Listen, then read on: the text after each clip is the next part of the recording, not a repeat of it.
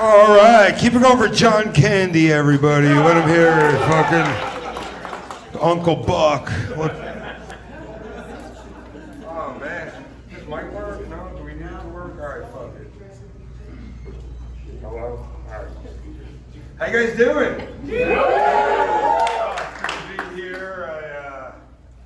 It's been fun. This is cool. Oh, there we go. This is fun. This is cool, right? Because remember when you were younger, your parents would be like, don't do drugs, don't talk to strangers. And now here I am on drugs talking to strangers. Acapella. Is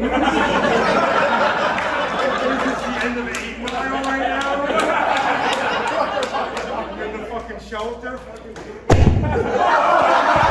drops, come on! There's no way that would have happened. And that's how you fix it. You just hit it like Fonzie. Fucking. Hey. Oh shit! All right. As long as I don't move my mouth, you should be fine.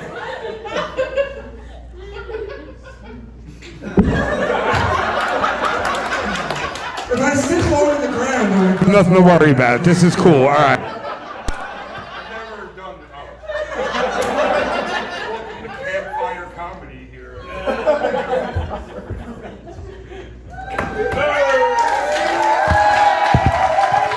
Oh, keep it going for Cassie. She is like a NASCAR pit crew of fucking. Oh my God, that was incredible. That was so good. All right, I'm gonna talk as fast as I can now because I don't know, shit's on borrowed time. Wow, man. I was having a conversation with someone the other day about movies, and you know, the common argument is how movie sequels aren't as good as the original. In most cases that's true, but like World War II, clearly the better war, right? Are we not? Like, if you're talking sequels, it had everything you want. Like, everybody came back to reprise their role. That's very rare. A lot more action, drama, blood. Hitler was definitely the breakout star of that war. I think we can all agree that that was his coming out party. He stole the show. I'm Jewish and I'm fascinated by that guy. Like, just, like, it's amazing that that shit happened. Like, sometimes I feel like Hitler up here. Let me explain. I know that's a weird sentence to hear while you're innocently eating nachos. No, because you know before he did that whole thing, he used to... he used to be an artist. Yeah, before he became a tattoo artist. Third re-itch. Yeah, yeah. You're only saying third itch because you're ashy right now. That's the only reason why that's happening. Re-itch. It's called third re-itch. It's the Third Reich, but we'll have this conversation after. I got you. Are you? Oh shit! I just pulled out a weapon. I'm like, fuck. I didn't do enough tonight. Okay, no, so I do, no, because before he did that, he used to be an artist, and he was a failed artist. So, like, I'm one bad set away from having that shit happen to me at this point, if you think about it. I can snap easily and just do that. Because, like, Jews control Hollywood, so I'd have a fucking valid excuse. Like, if I can't get 6 million views, I might as well kill...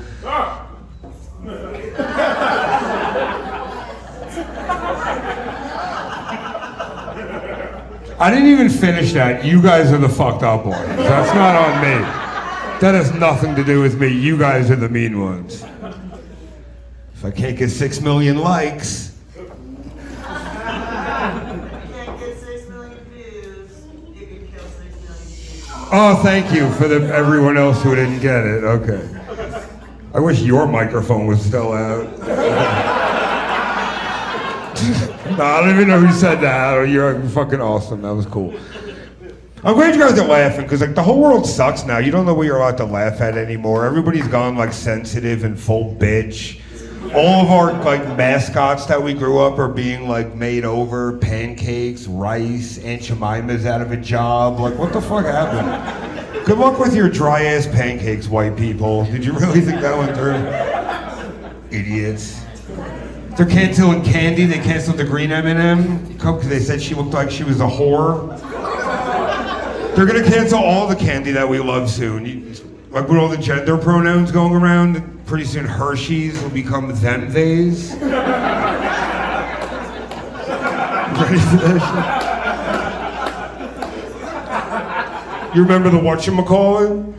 Yeah, they'll probably cancel that because it sounds transphobic. I don't need everybody to laugh. I know how good that joke is. You're just afraid to laugh in public and get judged, but if you see a trans girl eating a whatchamacallit, your head will explode, I promise. Good night, everyone. Thank you.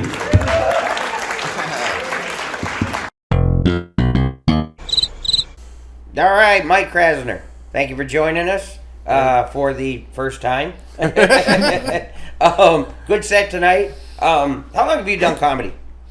I started in 2005. And did you start here in Vegas, or where are you from? New York, Long Island. Okay. I'm going to Governor soon, actually. I don't know if you've been. Oh, dope. But yeah, it's my first time to Long Island. Actually, Levittown one or the Bohemia one? Because Governor's I took over. I don't know. Actually, I haven't looked it up, but yeah, I know I'm going soon. So. I think it's Levittown. I think it's Levittown. Right. Are you going too? No, just yeah. It's gonna be good. Yeah. Good show. Yeah. All right. Well, yeah. That's. Yeah. But anyway, that's. I'm going to. That's the only reason I connected that. But anyway, did you start in New York? Yeah. Doing comedy? I started on Long Island. I mean, have you always been? How do I put it? I don't want to say subversive, but subversive. You know what I mean? Like, because tonight, I mean, I've heard you do the bit about the Hitler stuff and the 6 million views and that, which is, I think, is hilarious, by the way. And it's have you always been that edgy, or have you had to grow into that over time? No, that's definitely something I've never done that joke at a show yet. Okay. I'm still working on it and testing it and stuff, but I've gotten, the last couple of years, I've started to push the envelope a little bit. And I've always felt like, when I first started in comedy, I mean, I never had much to say about politics or anything like that. Yeah, anyway. never. But I remember talking to like some veteran comics, like at the Comedy Store. I remember this guy, Freddie Soto, was brilliant. He's since passed on, but I remember him telling us, like, nobody wants to hear your opinion about politics. You're a kid, and it's like, and plus you're an unknown, and who gives a fuck about what your opinion is about whether it's the president or some sort of political thing in the news. Like, you don't need to talk about it. You just need to talk about you. So, but I mean, there's a certain point where you get to, I don't know how old you are, but how old are you now? 42. 42. Okay, so yeah, like once you hit, I guess 35 or so, like you at least have lived long enough to maybe like stand up there and go, okay, well, I'm not. You don't feel like you're chiming in like from the kids' table or something, Yeah, you have a little bit more like respect behind it. Right. You have more of a platform. And you change with life experience too. Like when I first started doing comedy, I was probably like hokey as shit. Mm-hmm. Well, I think we all have to. Yeah, be and then some degree, yeah. Every 4 years, every 5 years, you evolve. So, and then you're supposed to. As the world's getting more, I'm an 80s, 90s baby. I wish it was still like that time. Like, so I'm still like not dealing with all these pronouns and cultures, and that's I still say WWF when I reference wrestling. I still call them I call them the San Diego WWE Chargers. Has never sounded right to me at at all. Never. No, yeah. That's when I stopped watching. Yeah. So I'm super old school. So I kind of stay that way, and most people my age are kind of like fed up with it too. Yeah. I think we are, and I mean that's the thing is like you would think that. There were. I mean, I guess there's eventually going to be more pushback, but I mean, and you don't want pushback as far as like the extreme pushback, like with like the Trump supporter types who are just like who just want to use it as an excuse to be a fucking asshole. Yeah, like, it's ridiculous. Because I have I have never had any problem with anybody. Live your life, man, whatever you want. But I mean, my first, at least my first 15 or so years of comedy, like, there were so many bits that I did, I guess that would be considered homophobic. Just because, and it had nothing to do with, I'm not afraid of somebody else being gay. I don't want anybody getting near my ass. And it's like, that's where a lot of my humor came from, whether it was being afraid of getting, getting plowed by some guy in prison or a Rottweiler. I mean, either way, it would just be, that's where a lot of my humor came from. It's just, I'm this guy who's trying to evade unwanted penetration, unwanted butt stuff, I would totally prefer the Rottweiler. Yeah, right? yeah. Well, I mean, if I would have had that choice, but in what reality are you given that choice? I don't know in what reality you're going to get raped by one either, but I mean, still, it could happen.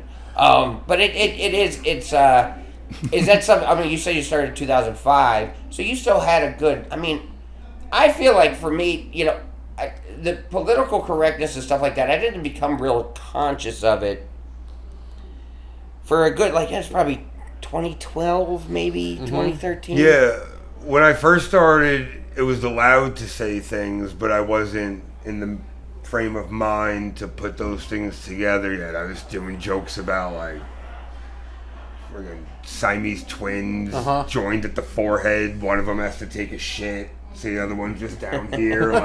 So I wasn't really pushing any envelope, let alone... You're just thinking, this sounds funny. This is when it comes down to it, I mean, that's really what matters. Yeah, To it an was audience. stupid it's a humor, good visual. but I was mid-20s. No one gave a shit about my opinion. I had no life experience, really. I was still living with my mom. Right. So what did I know? I'm going to tell people about marriage, relationships. And, where are you coming from? But then once you've been screwed over by 7 or 8 women, you start to know some things. Yeah, once you've seen stuff and lived this life. Yeah, you have some rings. So you can connect with the old people, and you can warn the young people in the same joke. Yeah. And relate to everybody. And the nostalgic stuff that I do, how it used to be like this and that, the old people get it, and then the younger people don't know, but then they're turned on to it. So Right. I'm hoping for me, my way of being an influencer. Because I remember, I remember the first time it got drawn, my attention got drawn to it. Because the thing is if you'd have told me, say 15 years ago, that I would have had to start, taking out certain bits, references. I couldn't, say gay, just as a way to make fun of somebody or something, I would have been like, what the hell am I going to do? Or the R word. Right. Yeah. I mean, I never said retarded much, but it was still available. Yeah. If I wanted to. Yeah. And if you said it, people would laugh. They said it on TV. I remember the first time, my wife actually got my attention, and I would say it was around 2011 or 12. I just remember I was doing a bit, and it wasn't that strong of a bit yet, but I remember just the whatever punchline I had, I remember I delivered the punchline, and at the end of the punchline, I called whoever I was talking to in the story. I said, "You fag," and because it was just you could say that, and I remember at the time the reason why I said it was because I needed to boost the punchline, and it got a stronger laugh from the audience when I said, "You fag," and it's like good word. It is, because I mean, I'm not talking about anybody who's gay. I'm just that word. It sounds insulting and funny, and it's a way to put somebody down. It's like Louis' bit. He's got a bit about that, and I feel the same way. I would never call a gay person a fag. Not at all. But not at all. If you're like, I don't want to come out to dinner with you guys, I'd be like, oh, you're a fag. Right. It's never about gay people. And I think we all called our friends fags for a long time back in the day. It's just amazing word. Especially when we were playing games. There's a South Park episode where it's called the F word, where they talk about they wanted to basically change the word fag to mean guys who were on Harleys. Making a bunch of noise and disrupting everybody's day with their loud motorcycle. And the thing is because they went into the whole history of it, how that word didn't always mean gay people. It meant, at one time it meant like an old lady or something like that. Like that word has evolved throughout the cigarette time. in Britain or something, right? Yeah, right. And it used to be, fags, I mean, the whole, what is it, the bundle of sticks with faggot or whatever. They even did that on The Simpsons. But it's, but what I'm saying is that that word, it just does sound like a way to put somebody down, and you don't. Yeah, there's nothing even, not even the thought of, gay or anything like that, or homosexuals to be put into that when I'm delivering it that way. But I just remember there was a point around that time, like I remember her bringing it to my attention. I remember me being like, no, but it gets a better laugh that way or whatever. And I'm like, but over time, I remember over probably the course of that next year, I did gradually take it out, and I started to realize, like, the reason why I was taking it out is because, that saying that wasn't gonna get a bigger laugh. It actually made people more uncomfortable if you said stuff like that. So it was like, it just sort of was a natural evolution to take things like that out, because you're like, well, people are more sensitive to that, whether that's good or bad is another story. But it's like, really, I just reacted to whatever got me more laughs and helped comedy more, I guess. It depends on where you go, because you can go to 30 states a year, and that joke will probably still kill in 8 of those states. True. Especially Austin. Now, how good I'll feel about that, I don't know. Yeah. I mean, because it is. It's for the most part, though. I think that's the thing is, I mean, wherever it doesn't really matter where I go so much as like people generally are, they're more sensitive to that stuff now. So it's like it's just it doesn't bring the laughs that it used to, and for me, I think that's no fun because there's so much more, to make fun of and laugh at. I think in that sense, because it was a real feeling. I mean, I think most heterosexual men are afraid of something like that happening to them or whatever. So that's where a lot of comedy comes from, is discomfort. And but the wrong people are feeling the discomfort, because I was doing a show and there were 2 gay guys in the second row and I was ripping on them and they were losing their minds. Yeah. Everybody around them was like, what do we do? Do we laugh? Do Right. we do this? Right. And I'm like, dude, the gay guys are laughing. What's your problem with this? Right. Like, so everybody's offended because they think they have to. They get offended on somebody else's behalf. Yeah, on their Like, behalf, in these yeah. walls, there's nobody's behalf. Just do. Right. And then go back to the car and then be like, all right, never do that again or whatever. But yeah, absolutely. But I think it's interesting, like, because I mean, like I said, when I your comedy is very it's edgy and it's smart, and I like it a lot. But I've always, I've even though I think I've gotten a little bit edgier over the years, I'm still not at the point where I've watched some comics. I would envy guys who are just not afraid to fucking just walk a room. Like they just don't give a shit. there's jokes I think of and write, and I'm like, oh, I can't tell that. Right, because it's like That's just for personal shit. Yeah, that's just for me. That's just for the notebook. Because there'd be some guys who, they go up there like a lot of times, like famous comics. I mean, I'm not talking like a Michael Richards situation. Like I'm talking about like somebody who's actually like I think he handled that well. It was a good comic. I mean, and but people are just not afraid to. Okay, somebody's gonna get mad or offended, or there's gonna be this just odd hush over the room, and it's like, to me, I've always just had this sort of sense about that, like, I don't want to cause that. And then they double down. I don't want anybody mad at me. I don't want anybody. I don't want anybody to ruin everybody's night. So I don't do that. But a lot of ways, I mean, I'm jealous of the guys who can do that. You know what it is? It's like the comedian version of being a bad guy wrestler. Yeah. Yeah, being the heel. Yeah. Yeah. Like we all want to do it, but then we got to face the heat. Yeah, it is. And then it's hard to turn back, like in a storyline. So you have to pick one. But then there's people that don't give a crap about the heat, like Jimmy Carr's last special. I don't know if you saw that one, like where he's just like I'm saying all this stuff and I don't care. And it's just like, yeah, he got that money. He don't care. Yeah. He doesn't care if that whole theater leaves, because he's doing what he wants to do. Yeah. And there is a freedom to that. But Absolutely. but on the flip side, it's still, I don't know. It's just when times have changed, just sometimes you got to change with them. But I mean, on the flip side, I'd like to say what I want on stage too. We do daylight savings every year. Let's turn back to the 80s where we can just say whatever we want. No one cares. Yeah, man. Do whatever you want. Well, that is true, because like some jokes, it's like you will feel the whole audience just like that butthole. I'm not puckers, asking to go back to the 50s where you Yeah. can like beat your We're not- wife we're for not not talking having about dinner ready. segregation. Yeah. I just want to be able to maybe say fag once and not get canceled. Right, or just, I mean, because that's the thing. With comedy,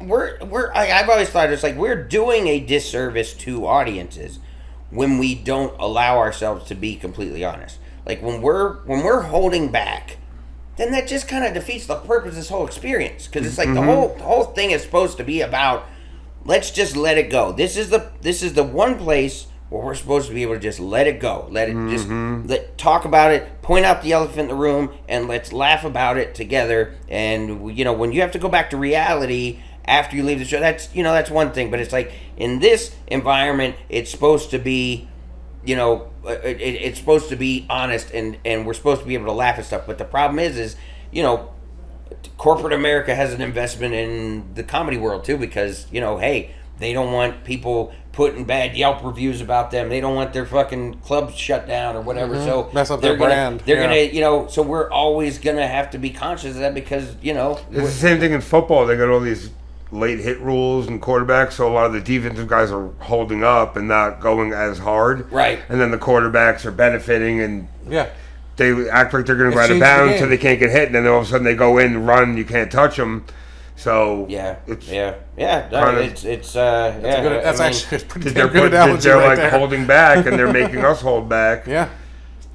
We just gotta Because like take I the said, penalty I flag. think we all have jokes that we 'cause have in the notebook that we never put out. I mean, just like defensive, just like a strong safety, who can't dole out hits. Like it's like, man, I could be so much funnier if I could throw that hit. I could be Jack Tatum if I could, man. You're not as good as Richard Pryor or whatever. It's like, well, I mean, he could say more shit. He could do coke on stage. Right. There was no rules. Yeah. So I mean, well, let's jibber about the set, man. Microphone troubles to start off, man. huh? Yeah, way to adapt to that, huh? Dude, it wouldn't be one of my sets if there wasn't something going on. That was wild. But I love how you just sat down. You're like, all right. It always seemed to work when I got low to the ground. Yes. I like that. I mean, I had to do that. I had to do that during my residency at Harrah's. I actually had one night where, I mean, nobody was working. I mean, but they have everything automated up on the strip. So, I mean, they run the pre-show video, they run the music, they have the intro, everything. I get introed, I walk out on stage, no microphone on the stage, nobody working the lights, and it was just, I mean, it was basically me giving a fucking motivational speech for the first 20 minutes while my wife ran around the 20 minutes? casino. Jamie ran around the casino trying to find somebody who knew what to fucking do because they had a scheduling thing or whatever. And it was all fucked up. I just did my because I mean we had an audience. And you can't sit there and have dead silence, and you can't try to do I it can't and just make go, it more I'm not awkward. going to You do have to this. fill the and you dead guys space. I wasn't going to make them all sit out there and wait. So I just was like, all right, so are you guys good with me? Can you hear me good enough? And they're like, yeah, go ahead. And then you get to play off it after, and then it ends up working fine. But, it was weird. It took a few minutes, but it's always those situations. In comedy, it's like, there's a lot of situations that you'll be like, man, I don't want to do this show, or I don't want this situation isn't going to be fun, or I'm not going to do well tonight, but then when you go and you do it, and it does turn around. Now there's times when it doesn't, but I mean, there's times when those do turn around. Those are the ones that you feel the best about because they really, you turn basically something out of nothing, and you grew from it. I'm starting to, as a younger comic, we all hate that. But as an older comic, I've started to embrace that because I'm very lucky. I don't get heckled often. Right. I don't get weird things happen or crazy. So when it does, it makes me do stuff I've normally never done before, step out of my comfort zone or whatever. And I like it. It's like having another Miyagi. It is. Weapon. Yeah. I can finally use this wax on, wax off. I've been practicing. But you don't realize how valuable that stuff is until you use it. And until the heat of the remember moment. a line you said the last time it applies. You can get it to work, and because dead space is the worst thing you can have. Well, Krasner, man, like I said, you're one of my favorite comics in town. I love your writing. You're always you're always out here grinding. You're on the strip dealing with those audiences like we are, and you're at the LA Comedy Club. You're all over, you're living the comedy lifestyle. And I just realized you have a Grandmama shirt on, which I like even more now. 90s, baby. I'm a fan, brother. But thanks for coming on, dude. Follow Mike Krasner at the link below, and we'll be right back with more Killing Crickets. it going? Fuck yeah, good crowd. Right here, huh? She had some smart jokes.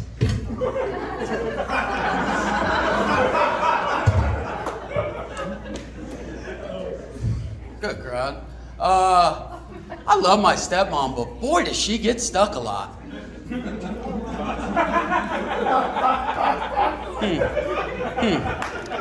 All the under 34s. All the under 34 dudes got it. Fuck yeah, brother. Hell yeah, brother. Hell yeah. Good crowd. My type of people. Who's got a massage here? Right? Everybody saying, hand job, right? It's always the same. You walk in, first chick, super hot, right? Second chick bringing someone to the back, super hot, right? Then the dude walks by. What? Then they bring you to your room, and who's there waiting? A dude! It's like, come on, guys, you know why I'm here. How about you go back and get the other dude? Oh, hell yeah. Good crowd. This crowd's not gay at all. This side, all gay. Man, could you imagine how straight the teeth are in New England? Smart jokes. Not the Oxford crowd, but we're getting there. Made a mistake. I was at the bar the other day, right? Drank a spit cup. Ugh, nightmare fuel. Disgusting, right? There's only one thing worse than drinking a spit cup at a bar. Spit cup at a gangbang. Right? You do not make that mistake twice. It's because the second time wasn't a mistake. I loved it. Yeah. Yes. Still nothing from you. You are so straight. Oh, God. That dude is getting fucked by pussy tonight. I think we can agree, best part about a glory hole, can't feel an Adam's apple from the inside. You can feel a mustache. Oh, there's a line. Good crowd. I love this crowd. Soup! I bet I could climb it. You guys are good. I imagine girls pee like nope.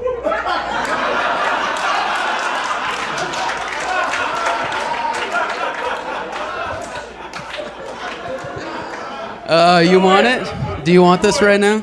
It's for you. Guys, does she want it? Come on now, give her something. Hell yeah. You want it? Let me read your mind. Eight of spades. Knew it. Oh, she thought it wasn't about to happen. Come on, get up out of here, you fool. All right, yo. What's that old saying? How does it go? What is it? Fucking 15-year-olds puts hair on your chest? What's it mean? What does it mean? Oh, is that the line? Okay, everything else that happened tonight, but that's it. All right, I'm out of here.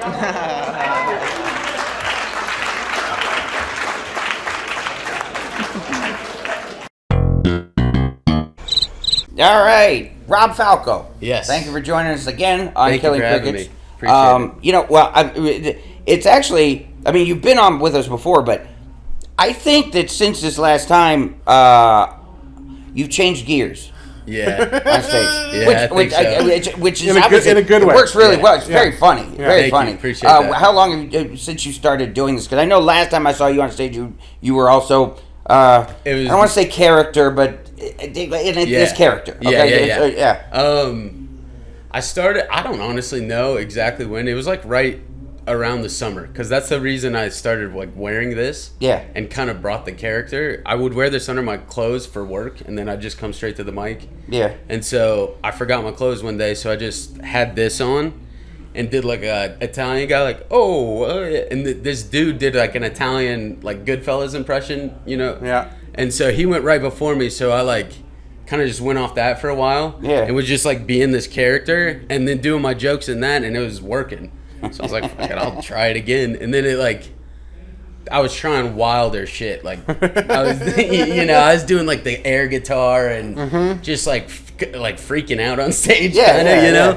And it's just more fun. It does seem like it's a lot of fun. I think it seems like it's there's a liberating quality to it, right? Because because it seems like obviously it's I think it's part of what made Andrew Dice Clay so brilliant was the fact that he was, because when you're going on stage as yourself, there's still part of you, no matter how uninhibited you might be or whatever, there's still part of you that you want to sort of protect your own ego, and still present yourself because I'm still this person when I come off stage. So it's like, so the what is it, like the super ego or whatever, like how we present ourselves to other people is so prevalent. So it's like you still, there's still a certain barrier that you have, but then when you sort of lose yourself in another character, now you can just go, hey, what's funny, right, and go, all right, fuck it, exactly. This isn't me. This is me acting as this kind of version of me, right? Which is really, it's very, very, it's funny, and it looks like it is a lot of fun. It's a lot of fun to write for. Yeah, And, I can just, and like my style, like, frankly, I got to get better. I mean, like, that's the point, is getting better at writing jokes, but I write short fucking jokes. Right. Like, they're all just one little line. And that was like, it's cool, but it gets monotonous quick, Yeah. If you don't figure out a way to do something with it. You packaged it. Yeah. It's like this character is the one-liner, you got the packages. And in this sense, it's like it's really win-win with your jokes, because it's like, okay, if it happens to be actually a good joke, then it's a good joke. Right. But if it sucks, then you can just I'm this guy who's oblivious and doesn't give a shit and still acts like he's winning no matter what. Right. And that's really I mean, as liberating as it has to be, it's also it's still, it takes a lot of courage to sort of plunge into that. And I've seen guys try that sort of thing where it doesn't work. Like where I've seen guys who go from angry to trying to be nice, and like it generally it'll be a train wreck, but when it works, man, it's really, really good. And I love how because I mean, it's the crowd picks up on it, like, because that's the thing, is you're able to sell it to the point where they get that it's not you. Yes. Which is Once they're essential. in on it, that's the problem with like the 3 minutes, is it's hard to do some of these things, the little ticks, and them not just be like, okay, this is weird. Because there's not enough time to call back or anything, and there's too many other comics that are doing weird, awkward, where you're like, and especially when you follow it and be like, here's more weird, but my weird is good. Exactly. And dude, that's the thing, when you bomb with This Way, you bomb. Right. You go down swinging. And but if they don't like you, you're not going to like none of it. You can't really like gear down. You can't pivot. No. You're they didn't dislike you. They disliked you guys. They don't like the kid. Yeah. And then you can kind of like, like the facial expressions kind of help. Like when I'm not doing it, I'm the normal guy on stage still, which is still a character. Yeah. And it lets you do two. But I mean, I still got the same problems I had last time I was on here. I can't fucking remember a joke. My set list is like 400 long because they're all one lines, I did see you looking at the paper a couple of times. Dude, and I'm just like, okay, I'm either going to make this part of it or like, for the time being, or really eat bags of dicks. So, it's like, make the choice. Just bags. Yeah, dude, exactly. Popcorn style. The party size bag of dicks. Yeah. But I mean, the thing is though, it really it's impressive, and it's really it really does make a big difference though, that you're able to convey to the crowd that you're in on this joke. With like because I mean, it sounds simple, but it's not. And the thing is you've the twice now that I've seen you do go in this mode, it's worked really well. So I think that I think you're onto something. I think it really is. And even if it isn't something that you stay with, I think you'll grow from it to whether it's like, okay, you stay this version of you on stage, or the real you and that guy sort of blend and mesh. Right. And either way, I think it's I think it's great, man. I really do. I think it's, I appreciate that. Yeah, I'm trying to just evolve into, dude. There's a lot of stand up now, and you can see a lot of it, and it online especially. There's a lot of styles. You scroll through, and you're just like, how am I going to stand out? How do you stand out? Yeah. Exactly. It's a big, Especially it's a today. big question Yeah, for everybody. that's Man. how This is going back to like with your with the way your character. I don't know how to fucking frame it for you. I call it but the strutting Falco because he's just strutting out there. This you know, guy, like, this fucking but guy. it lends itself perfectly to that though, because it really does. Because like with your joke writing style, with you doing smaller, which that's great for that style too, because most of the time jokes like that, even if they're good, a lot of times they'll be like, come on. Yeah, they just get that. But it's like if you put a character to go with it, you basically built yourself a ship. Right. To deliver this. It's great, man. You can like start jabbing. That's what's cool about those short ones. You can get them like tonight they were going. That was a good one, Yeah. But that little like, oh, you guys are onto the shit now. You're onto the wall and all that shit. It's like, well, just that mic tap you did, the mic tap and like good crowd. Good crowd. It was like you Yeah, had. great crowd. I would almost call them micro callbacks. Yeah. because you kept them throughout the thing, and like at first when your first couple like good crowd, but by like your last couple, they were like, oh my they God, get I'm it, still right. doing it. Like Yeah. It's amazing difference though. Like really, because I really do feel like when I saw you before, I think you felt like okay, you felt like almost like stuck, where you're like, okay, I'm writing material, I'm writing jokes and stuff like that, but it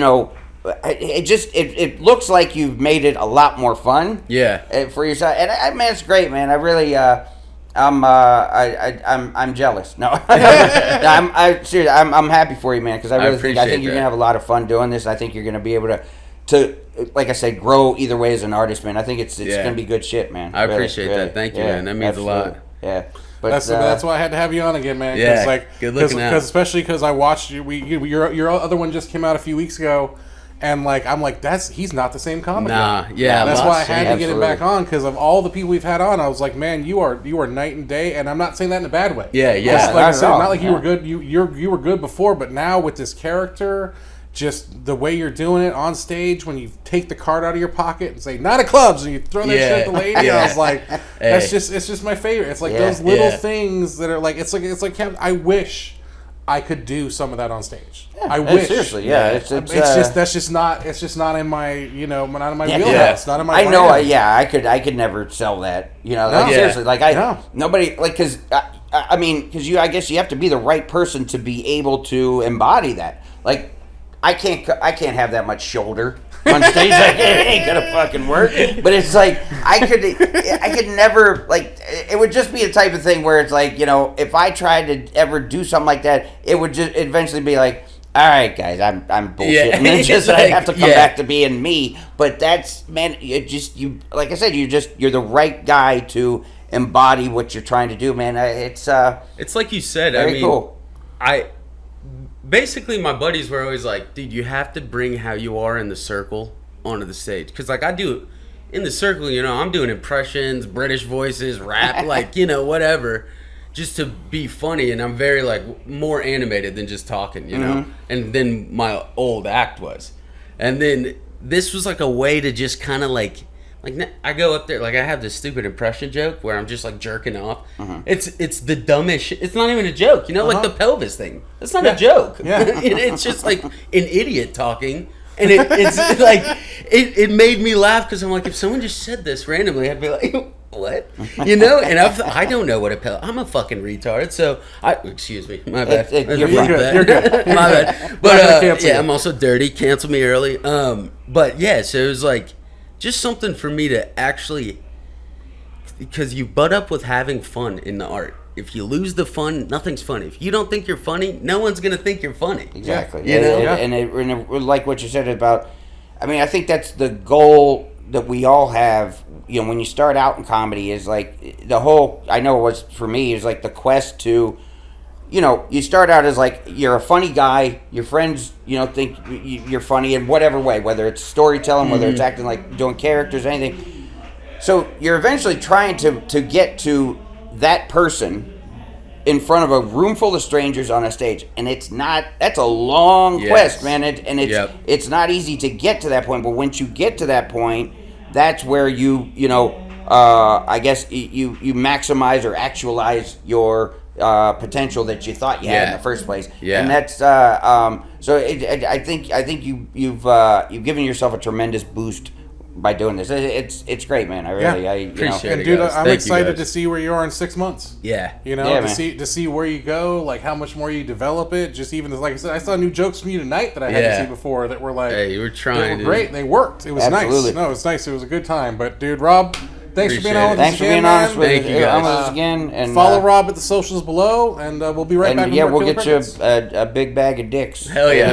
I'll munch of On that. your way man. out, we have a parting gift for you. Thank you, guys. I appreciate it. We're gonna make new dick bags for everybody. Yeah, man. It's our only merch. Mine will be small. Yeah. No, thanks for being on. Yeah, Appreciate no you, worries. man. Appreciate you guys. Thank you. And we'll be right back.